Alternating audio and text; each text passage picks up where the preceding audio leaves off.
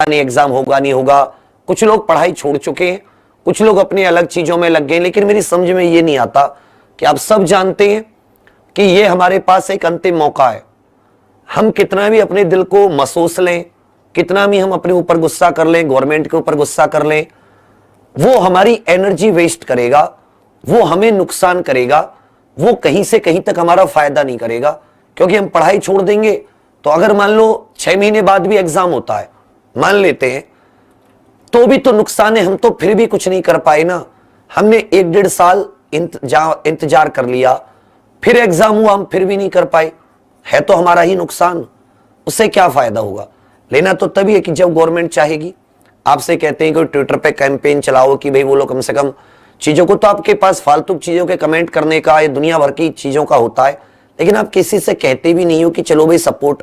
मतलब आप अपने लिए खुद ही मोटिवेटेड नहीं हो तो फिर आपका कौन क्या कर सकता है। चलिए ये तो हो गई बात की चीजें। मेरा जो मेन मकसद है वो ये है कि जो लोग शुरुआत से तैयारी कर रहे हैं या जिन्होंने बीच में तैयारी की थी या जो बिल्कुल नए सिरे से तैयारी करेंगे, भाई आपके पास तैयारी के अलावा कोई ऑप्शन नहीं है। इस समय नौकरियां हर जगह खतरे में है। एक यही ऑप्शन है कि जब भी एग्जाम हो और यदि हम पढ़ने वाले, हमने मेहनत की है, तो हमारा निकल जाए।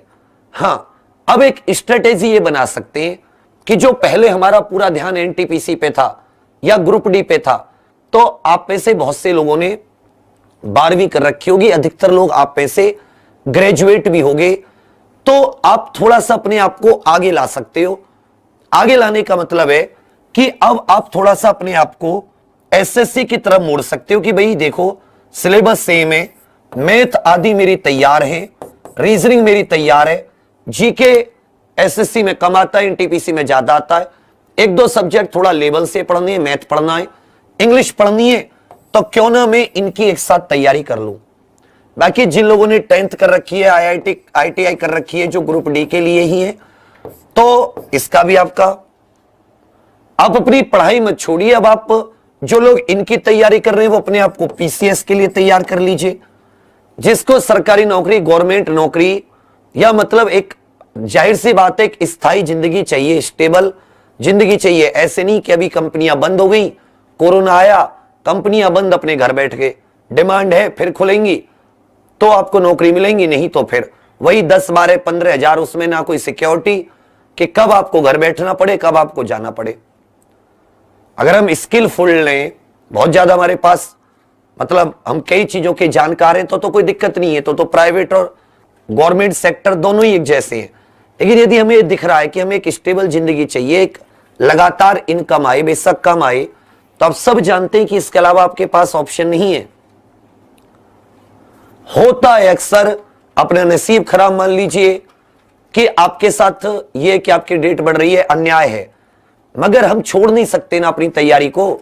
हम दोष दे सकते हैं, भड़ास निकाल सकते हैं, परंतु हम अपनी तैयारी नहीं छोड़ सकते। क्या छोड़ सकते हैं? हमारे पास कोई और ऑप्शन है? बिल्कुल नहीं है, किसी कीमत पे नहीं है। हमें तो अब होता है कि जैसे बारिश के मौसम में एक पूरा घर है आपका, उसमें 10 कमरे हैं, आपने 8 कमरे 9 कमरों को ढक दिया कि चलो 9 कमरे सुरक्षित हो गए। अब आपके पास बारिश थोड़ी सी लेट हो रही है तो आप 10वां कमरा भी ढक सकते हो, जिससे आपका पूरा घर सुरक्षित हो जाए। ऐसे ही तैयारी है कि अब चलो आपको समय मिल रहा है, तो समय मिल रहा है तो थोड़ा अपना लेवल इंक्रीज कर सकते हो, लेवल इंक्रीज कर सकते हो, लेवल बढ़ा लो कि भाई अगर मैं अब थोड़े एक अब हार्ड क्वेश्चन भी अच्छे से सॉल्व कर सकता हूं, एक आध सब्जेक्ट पर अपनी पकड़ और मजबूत बना लो, सब्जेक्ट पर अपनी पकड़ और मजबूत बना लो, और ज्यादा मजबूत। जहां लग रही है कि अच्छा यहां पर इस चीज में कमी है, ये चीज मुझे कम आती है, तो उसको और अच्छी कर लो। वो कहते हैं ना कि जो छाता होता है उसमें जितने छेद हैं उन सबको सिल लो, जिससे कि बारिश हो तो आप बच सके। बारिश होगी जरूर, हो सकता है कभी लेट हो, इसी तरह एग्जाम तुम्हारा जरूर होगा, परंतु आप अपने आप को उसके लिए एकदम तैयार रखो। हर एक लेवल से, सीबीटी 1 हो, सीबीटी 2 हो, फाइनल हो। जो इसमें एनटीपीसी में टाइपिंग वाली पोजीशन है, टाइपिंग वाली जॉब थी उनके लिए टाइपिंग स्टार्ट कर दो, थोड़ी थोड़ी अपने आप को स्किलफुल बनाओ, एक आध हुनर एक्स्ट्रा हो तो थोड़ा सा सब्जेक्ट पर अपनी पकड़ और मजबूत कर लो, एक आध सब्जेक्ट और नया ऐड कर लो अपने खजाने में, अपने ज्ञान के खजाने में कोई नया सब्जेक्ट ऐड कर लो कि चलो भाई ये मेरा सब्जेक्ट है, इंग्लिश पढ़ लेता हूं, या मैथ मेरी कमजोरी, मैथ पे ध्यान दे लेता हूं। समय है तुम्हारे पास, अब तो गेहूं वेहूं भी कट जाएंगे कुछ दिनों में, कुछ के तो कट गए, कुछ के वो भी कट के निपट जाएंगे अप्रैल के एंड तक, फिर तो सब खाली बैठे हो, फिर क्या करोगे? तो अभी आपके पास मौका है कि अभी आप चाहो तो कर सकते हो, और नहीं चाहोगे तो कोई बात ही नहीं होगी, नहीं चाहोगे तो कोई बात ही नहीं होगी। मेरी बात आप समझ रहे हैं? चलो भाई करंट अफेयर है, इस ज्यादा नहीं है, 1 अप्रैल से पढ़ना स्टार्ट कर दो कि चलो भाई 1 अप्रैल से रेगुलर, 1 अप्रैल चली गई वो सारे, नहीं तो अब 1 मई से अभी से पढ़ना स्टार्ट कर दो, फिर टॉपिक वाइज भी इन पर पकड़ बना लो, क्योंकि तुम्हें पता है 40 क्वेश्चन सीबीटी 1 में जीके के और 50 क्वेश्चन सीबीटी 2 में। फिर क्या करोगे जब इसमें से क्वेश्चन छोड़ के आओगे? एग्जाम होगा 110% होगा,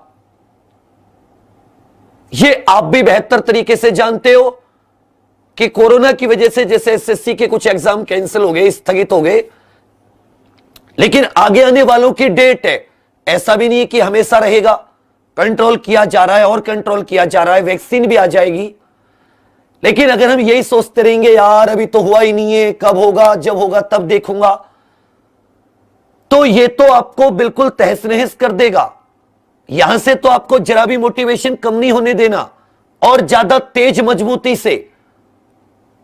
एक बार बताओ कि जब तूफान आ रहा होता है तब तैयारी की जाती है कि तूफान आने से पहले तैयार रहते हैं? जो पहले तैयार रहता है उसे कम नुकसान होता है, जो तूफान आने पर तैयार करता है वो तूफानी को सहने के लिए बचता ही नहीं है।